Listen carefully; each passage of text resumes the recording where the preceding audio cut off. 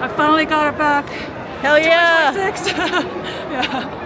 yeah. Never give up. Never give up. That's the lesson. Yeah. I'm a top 10 IBJJF ranked black belt, and this weekend I was able to compete at the New York Open and win 2 of my matches against 2 people that I had previously only lost to. So it was really great to get that back.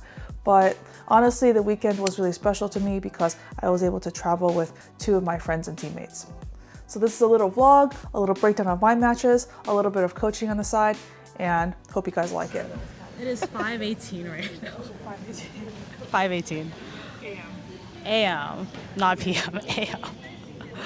We both woke up around 4. I woke up at 4. I woke up at 4:05 to be exact. For this trip, we woke up at 4 a.m. and left for the airport at 4:30 a.m. in order to catch a flight to New York. There were definitely other ways to actually get to New York from the DC region, but first of all, none of us really wanted to drive. We found some really cheap flights. Also, for me personally, I like traveling to the competition the day of. I kind of like just having one really intense day instead of going the day before, stewing in my own thoughts in a strange hotel, and then competing the day after. Since that was always my habit, I kind of like dragged my friends along with me. And I think that might affect some people's performance for sure, but I think we all had a really good attitude about it, and we were surrounded by really good vibes the whole time. Yeah, joining V on this one-day trip to compete. Flying into New York and back on the same day. How are we feeling? Feeling great. What's happening right now? We're running an hour and a half behind. There's no one on the mats right now. I was really warmed up, and now I'm regular.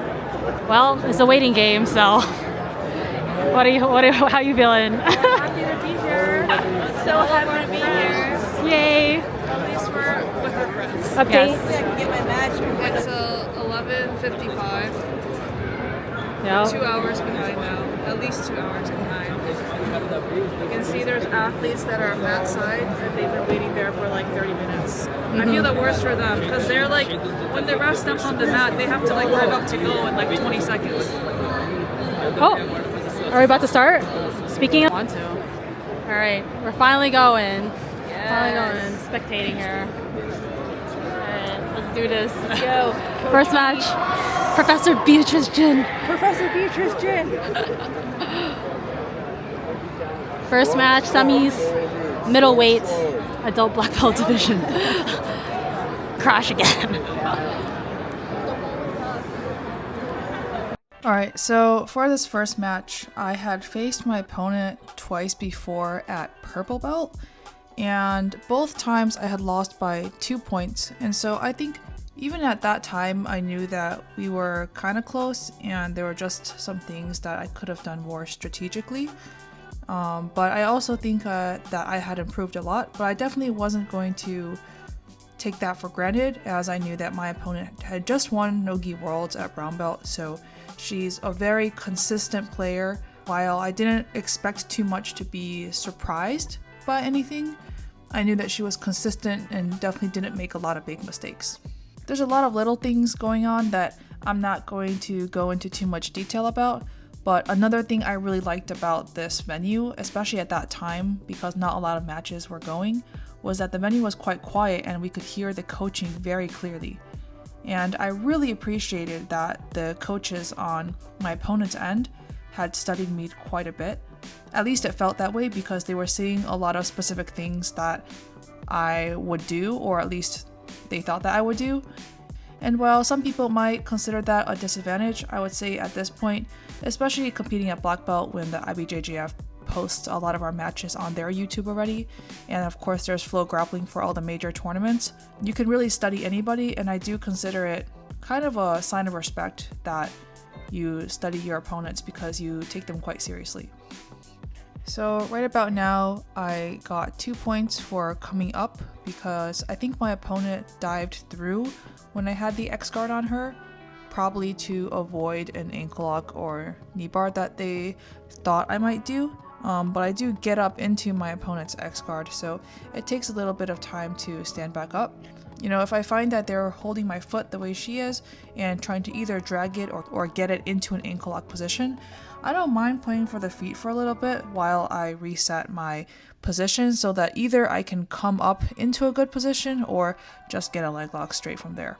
I do keep getting back up into her X guard though, which is not the worst place to be, but also not like a great passing position. She's able to pass my leg across, although I do feel like I've seen her look for the back a lot more than I've seen her look for the leg lock. So I was kind of wary, or at least aware that that was a possibility.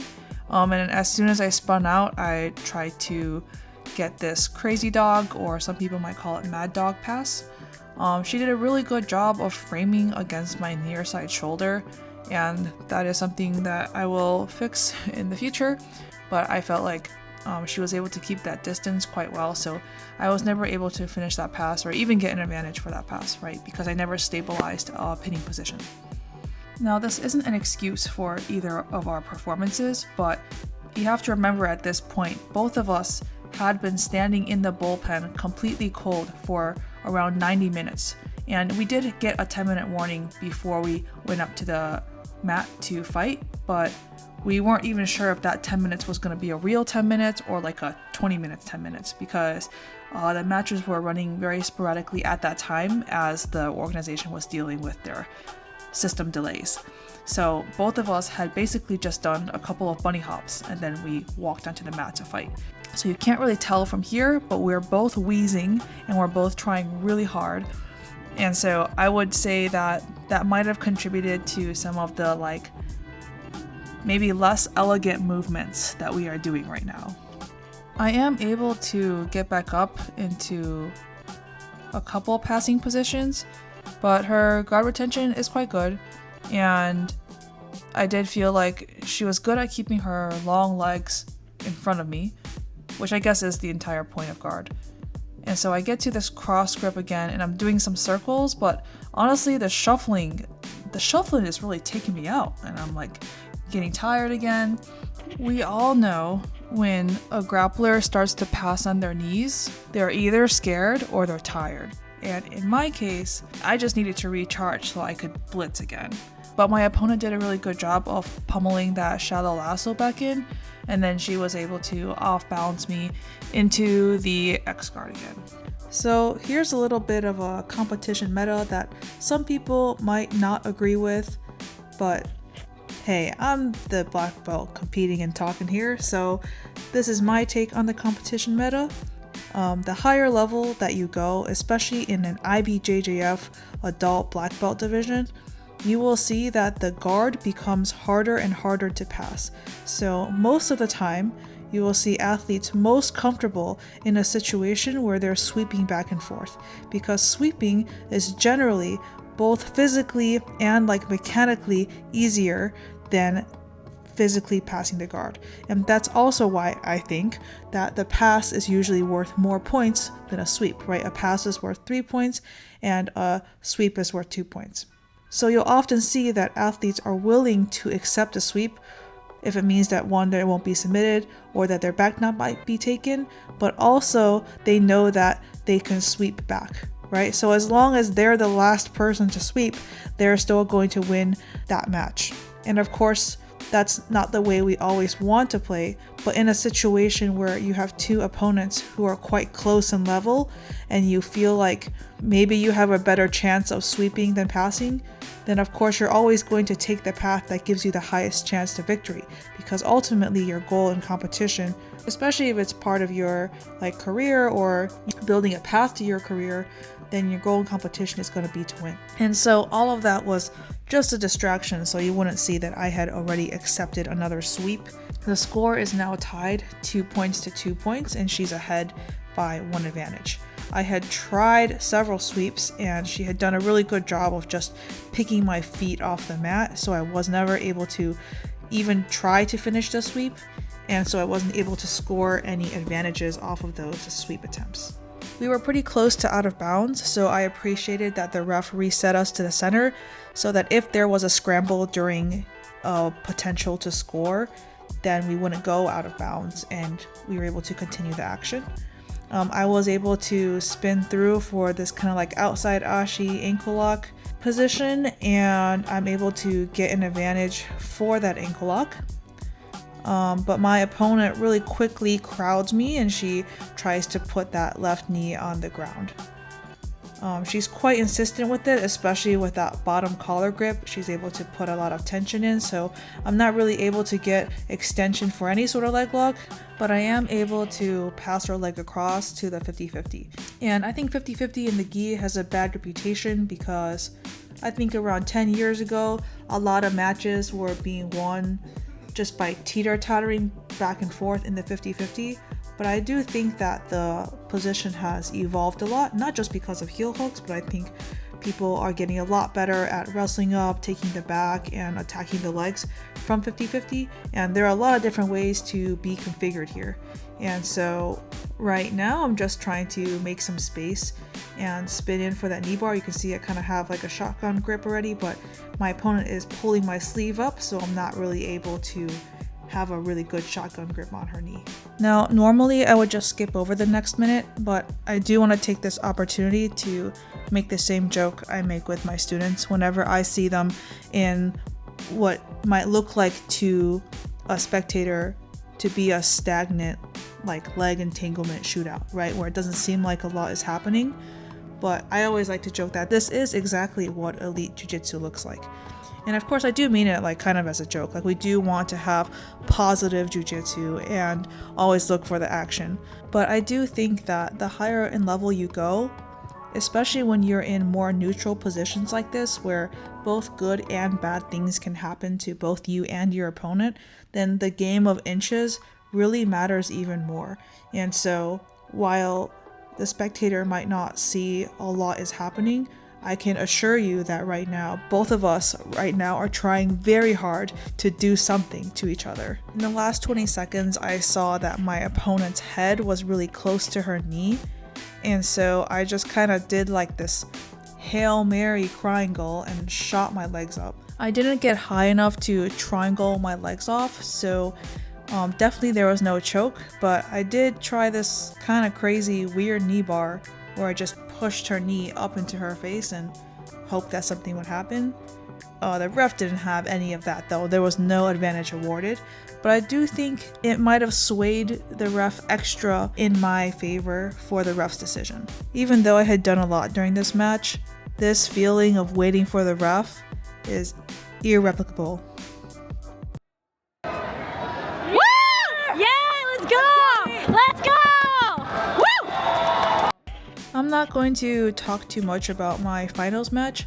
I do consider my opponent here a friend of mine, and we even trained together just 2 weeks ago at Pans. So I have a lot of respect for her. I was able to win this match, and we'll just skip ahead to that part. Alright, so what just happened?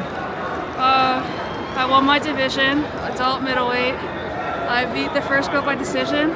I feel like that was a pretty fair decision. I feel like I was like controlling most of the exchanges, and then I beat the girl in the finals by knee bar. And the first girl I lost to twice at purple belt, never beat her. And the second girl I lost to 3 times, won at brown belt, 2 at black belt. So I finally got it back. Hell yeah! 26. yeah. Never give up. Never give up. That's the lesson. Yeah, so the plate is vegetables, so salad and protein, chicken, and there was rice that I inhaled. So This yeah, looks kind of messy, but very yes. good food. Very good food. Hell yeah. I feel like I'm in a K-drama. Get some vegetable. I'm mad at myself Okay, why are you mad at yourself? because I feel like I could have done it better. There are 2 components.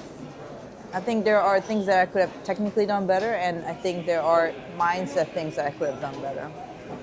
But now I know what to work on.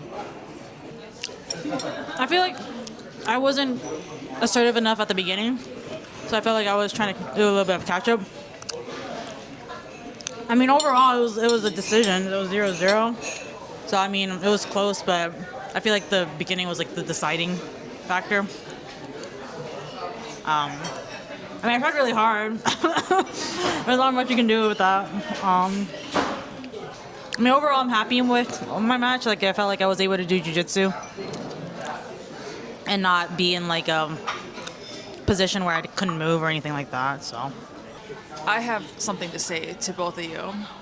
I think you should both be really proud of yourselves because you're freaking doctors, and competing is completely optional to you two. And you competed anyway, and it's very hard to compete. And we also woke up at 4:30 a.m. today to travel. I wish the camera could see all of us because they're laughing. They know it's true. Both of you do very hard things every day in your life already, and I'm very grateful that we get to challenge each other and challenge ourselves as a friend group. I think we're super cute. Everyone's like, at least you got out there. And I don't ever say that because that's the bare minimum. If you're competing, showing up is the bare minimum.